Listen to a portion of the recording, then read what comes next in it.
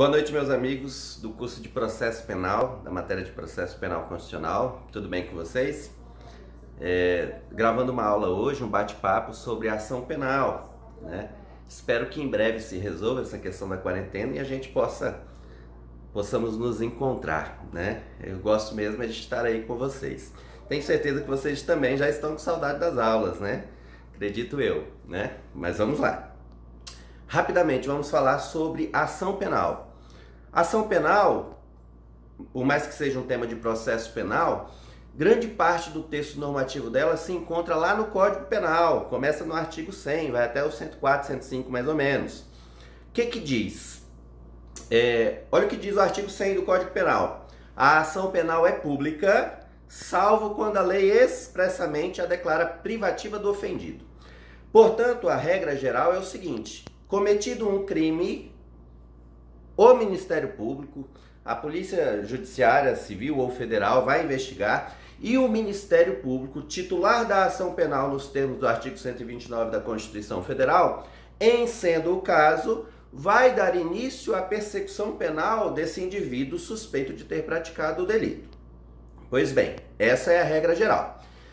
Algumas ações penais públicas, esse é o nome da ação penal pública, algumas delas necessitam primeiramente de representação do ofendido ou de quem suas vezes fizer. Também está ali no parágrafo 1º do artigo 100 do Código Penal. A ação pública é promovida pelo Ministério Público, dependendo quando a lei o exige, de representação do ofendido ou de requisição do ministro da Justiça em algumas hipóteses. Tá? Principalmente nas hipóteses de extraterritorialidade, por exemplo. Por quê? Em alguns tipos de crime, o exemplo principal é o crime de ameaça, entendeu o legislador que deve ser possibilitado ao ofendido que ele se manifeste sobre o interesse de dar início à persecução penal do suposto criminoso. Tá? Geralmente são crimes ou de menor potencial ofensivo, lesão corporal leve, agora de acordo com a Lei 9.099, lesões corporais culposas, ou crimes cuja persecução penal pode ser pior para a vítima, o processo judicial como um todo pode trazer mais transtornos para a vítima do que deixar para lá. Tá? Por exemplo, no caso de estupro de vítimas maiores, e que não tem nenhum tipo de limitação psicológica, etc., só se procede mediante representação dessa vítima. Porque, às vezes, relembrar todo aquele sofrimento durante o processo penal, e vai ter que relembrar, vai ter que ser ouvida na delegacia, vai ter que ser ouvida em juízo, né? Ou ouvido, que agora o homem pode ser estuprado também, né? Essa situação causa, às vezes, danos maiores do que deixar para lá. Eu particularmente não gosto muito dessa ideia, eu acho, ainda mais no caso de estupro, eu acho que o estuprador deve ser punido, mas eu compreendo a vítima que se sente constrangida nesse aspecto, tá? A gente precisa compreender mesmo, tá?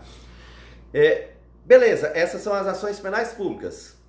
A incondicionada, tanto faz a opinião da vítima, ou a condicionada, que é aquela em que tanto a autoridade policial para dar início à investigação quanto o Ministério Público para dar início ao processo penal precisam da manifestação da vítima.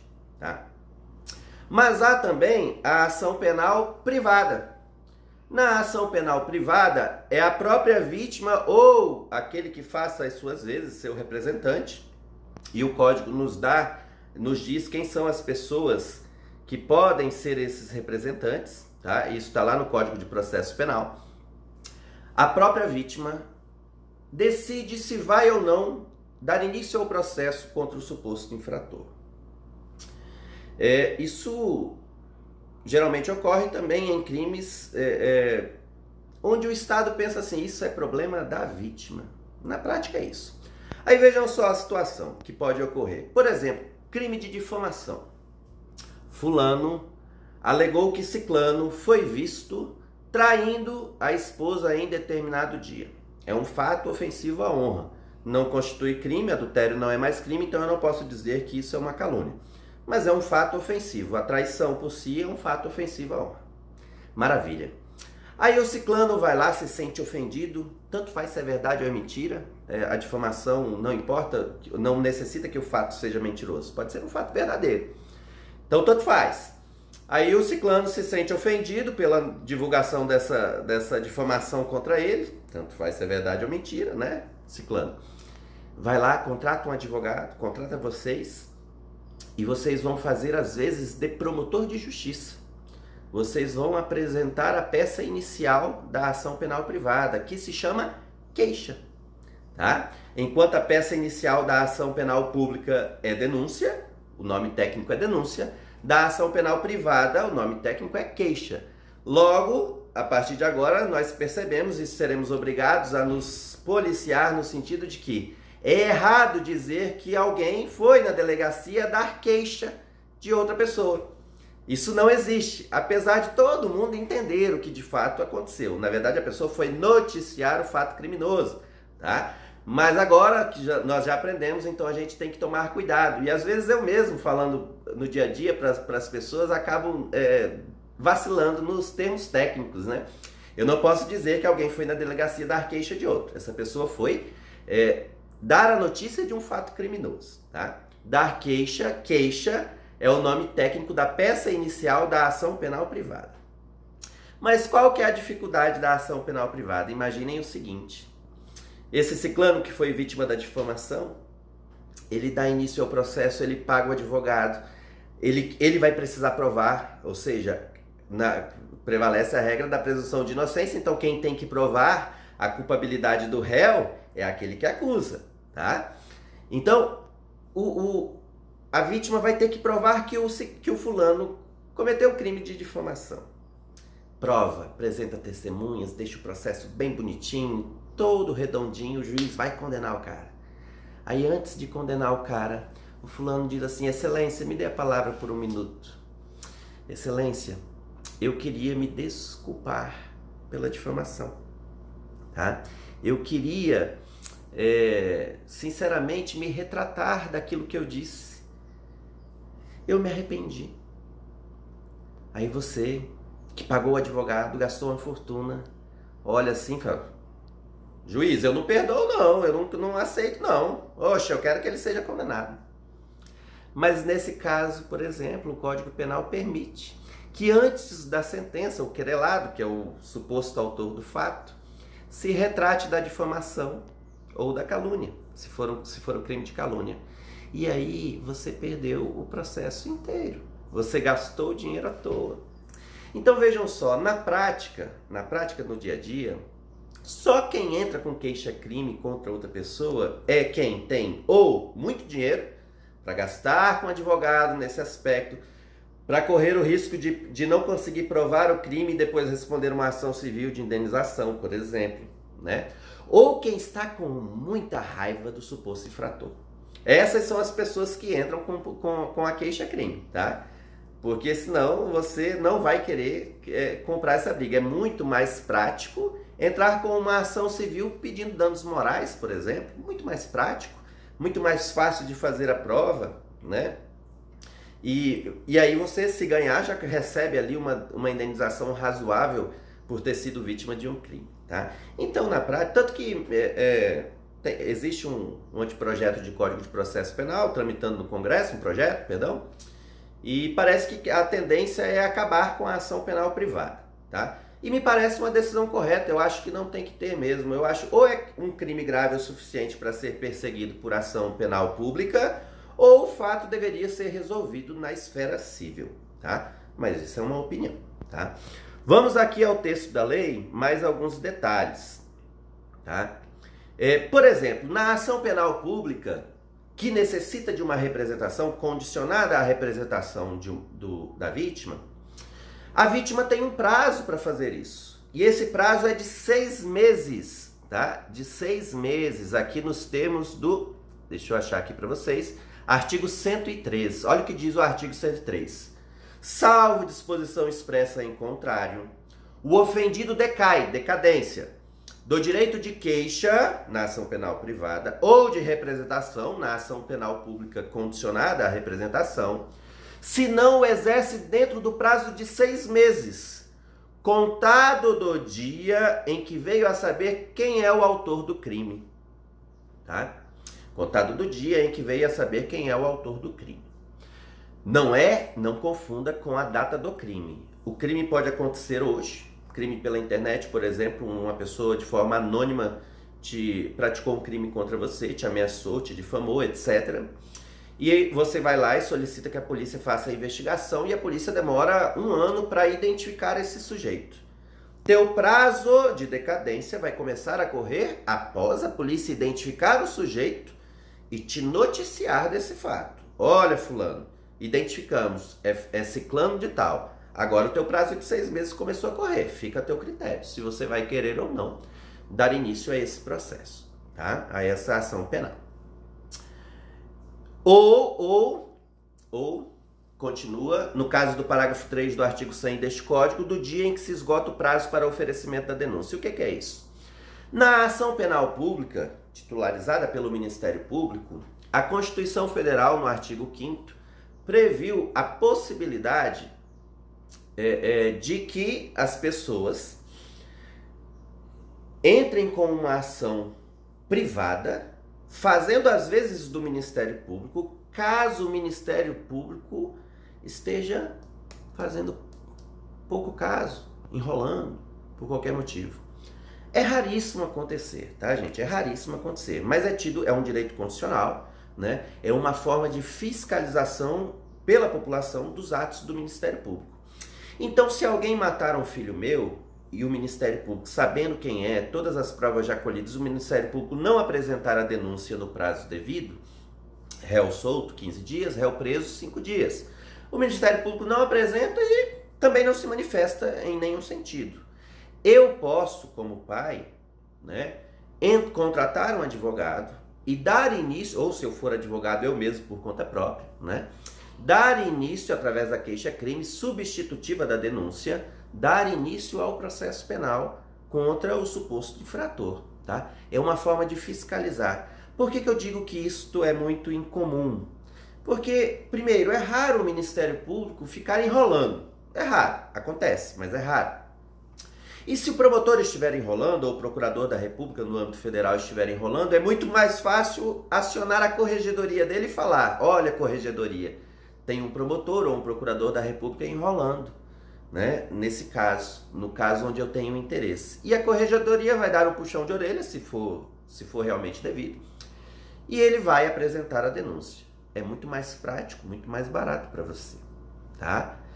É por isso que eu falo, né? Aqui nas aulas a gente tem que passar para vocês o caminho das pedras. Seguir a lei especificamente com todos os seus detalhes é uma solução. Mas às vezes a gente sabendo contornar dentro da lei, buscando outras soluções dentro da lei, a gente consegue um resultado muito mais prático, muito mais eficiente, muito mais barato, tá? Do ponto de vista econômico também. Claro, se você for um advogado e a pessoa te procurar, você vai tentar negociar para você apresentar a queixa-crime substitutiva da denúncia. Você vai ganhar muito mais, né? Você vai poder cobrar muito mais. Óbvio, se você estiver preparado para tanto, né? Não é fácil acusar. O advogado treina muito a defesa. Fazer as vezes contrária não é tão fácil quanto parece. Então você precisa se sentir tranquilo e capacitado para essa solução, tá? Mas vejam só, é uma solução. É uma solução. Outro aspecto importante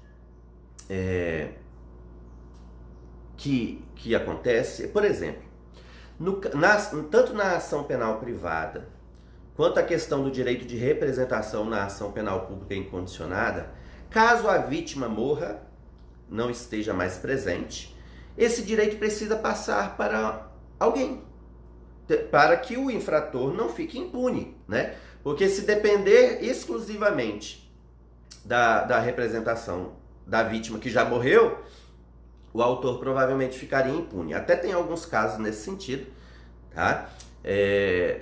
Os casos de anulação de casamento por erro, se eu não me engano, se a vítima morrer, já foi, acabou. O cônjuge enganado morreu, já era, tá? Depois eu confirmo para vocês, lá do direito penal, faz tempo que eu não vejo esse crime em espécie. Mas vamos lá ao que diz o parágrafo 4º do artigo 100. Do artigo 100. nos casos de morte do ofendido, ou de ter sido esse declarado ausente por decisão judicial, o direito de oferecer a queixa ou de prosseguir na ação passa ao cônjuge, ascendentes, pais, mães, avós, descendentes, filhos, né, netos ou irmãos. Tá? Isso a doutrina entende que essa é uma ordem preferencial, primeiro ao cônjuge, porque provavelmente ele está ali mais ligado com a suposta vítima, né, que deixou, que morreu ou que foi declarada ausente. Depois aos pais, depois aos filhos e por último aos irmãos, para não ter. Cabe também, já que a Constituição equiparou, tá, a união estável. Então o convivente na união estável, tá, ele também tem os mesmos direitos do cônjuge. Declarado ausente, lá do direito civil, que não é minha área, tá, mas vocês sabem até mais do que eu que estão estudando, é aquele que desapareceu e não se pode ter certeza ainda, não se tem certeza ainda de sua morte, né? Em alguns casos essa morte é até provável, casos de tragédias, de quedas de avião, tragédias em alto mar, etc. Essa morte é até provável, mas a lei exige um prazo antes de ser declarado efetivamente que a ausência dessa pessoa, e tem lá alguns critérios, né? Alguns critérios de tempo, tá? Mas é isso. Essa é a parte que eu queria bater um papo com vocês, né? A parte prática.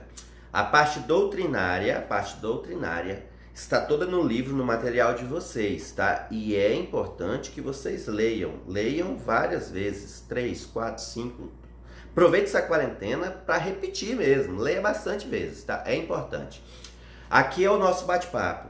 E lembro a todos vocês que me ouvirem, que eu estou disponível para tirar as dúvidas por WhatsApp, pelo Instagram, por qualquer e-mail que você me achar. Não tem problema, não se acanhe, tá? Eu pedi para que todos os representantes de turmas passassem o meu número para vocês. Se vocês ainda não tiverem acesso, deem uma cobrada no grupo de vocês, que alguém já vai ter e já te passa, e você pode ficar à vontade, tá? Minha preocupação, assim como dos demais professores e da instituição Anhanguera como um todo, é que vocês não percam o semestre, tanto do ponto de vista de perder mesmo, e isso não vai acontecer, graças a Deus, mas que vocês não tenham prejuízo no conteúdo. Então a gente precisa também da colaboração de vocês. A partir da semana que vem, se essa quarentena continuar, as aulas serão ao vivo, através de um aplicativo chamado Teams, Microsoft Teams, se não me falhar a memória. E aí a gente vai repassar para vocês o link e tal, para vocês conseguirem acessar. Torço, na verdade, para que volte ao normal. Eu prefiro 1000 vezes estar na sala de aula, porque daí eu consigo ver como que está ali, olhando nos olhos de vocês, se eu estou conseguindo me fazer compreender, se vocês estão gostando ou não. Então eu prefiro 1000 vezes. Mas a gente precisa se adaptar, né? Ainda que isso seja difícil para alguns, é difícil para mim também. Eu não tenho prática com gravação de vídeo, não é minha área, né? Mas a gente vai se esforçar para que vocês não tenham prejuízo. Essa é a nossa principal meta da Anhanguera e de todos os professores, é que vocês, em hipótese nenhuma, tenham prejuízo, tá? Então eu quero que vocês me procurem para tirar dúvidas. Até agora ninguém veio, tá? Salvo engano, um aluno só veio. Mas eu preciso que vocês tirem as dúvidas, tá? O material de vocês, que está lá como é uma matéria blended, já tem o livro de vocês, que é maravilhoso, tem tudo ali que vocês precisam, é muito bom. Mas qualquer dúvida, não entendeu o que está ali, acontece, não se acanhe, ninguém sabe tudo. Eu estou longe de saber tudo, eu preciso aprender um pouquinho mais todos os dias. Então não se preocupe, eu vou mandar a pergunta direto para o professor, ele vai achar que é uma besteira. De forma alguma, tá? Na faculdade você está ali para aprender. O que eu não quero é você falando para o seu cliente, sendo advogado, que você vai apresentar uma denúncia contra o fulano. Isso eu não quero, porque isso pega mal. Entendeu? A partir do momento que você estudou aquilo, você vai precisar se adaptar aos termos, tá? E acontece, eu erro também às vezes, tá? Não tô criticando não, mas a gente precisa se corrigir nesse aspecto. No mais, que todos vocês fiquem com Deus, né? Ou quem é ateu e naquilo que acredita, fique com aquilo que acredita. Desejo o bem para todos, né? E que espero que em breve nós possamos estar juntos novamente, em aula presencial, que é o meu prazer, tá bom? Fiquem com Deus, um abraço, até mais.